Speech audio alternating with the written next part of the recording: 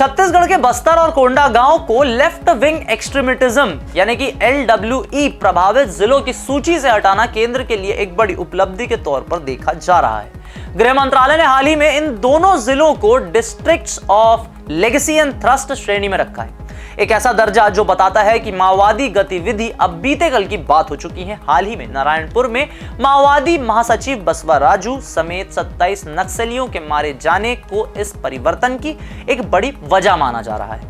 25 वर्षों तक हिंसा, डर और विकासहीनता की छाया में जीते इन इलाकों को अब शांति और निर्माण की ओर अग्रसर बताया जा रहा है। सड़कों, स्कूलों, सुरक्षा कैंपों और भारी मतदान प्रतिशत को इस बदलाव के प्रमाण के रूप में प्रस्तुत किया जा रहा है।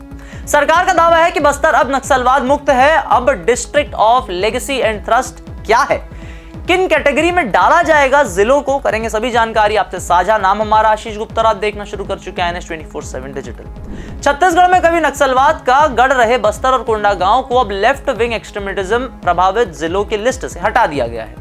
गृह मंत्रालय ने यह फैसला लिया है। यह बदलाव तब आया जब पड़ोसी जिले नारायणपुर में माओवादी जनरल सेक्रेटरी बसवा राजू समेत 27 माओवादियों का सफाया कर दिया गया। बस्तर पिछले 25 सालों से लेफ्ट विंग एक्सट्रीमिटिज्म प्रभावित जिलों की लिस्ट में था। अब बस्तर और कोंडागांव को इस खास कैटेगरी में रखा गया है। पहले की तुलना में यहां माओवादी गतिविधियां बहुत कम हो गई हैं, पर अभी भी यहां पर डेवलपमेंट और सावधानी की जरूरत है।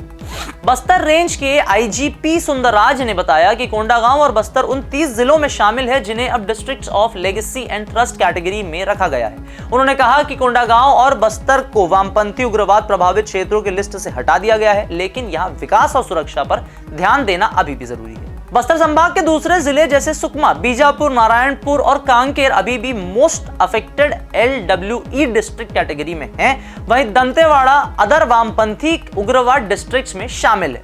दमतरी, कबीरधाम, खौरगढ़, छुई खदान, गंडई और राजनांदगांव को भी legacy and thrust district category में रखा गया है। एक समय था जब बस्तर और कोंडागांव माओवादी विद्रोह का केंद्र थे, लेकिन हाल के सालों में यहां हिंसा की घटनाएं बहुत कम हुई हैं। लगातार CRPF और DRG के ऑपरेशंस चले हैं, नक्सलियों का सफाया किया गया है और उसके बाद स्थिति वहां पर धरातल पर बदली है।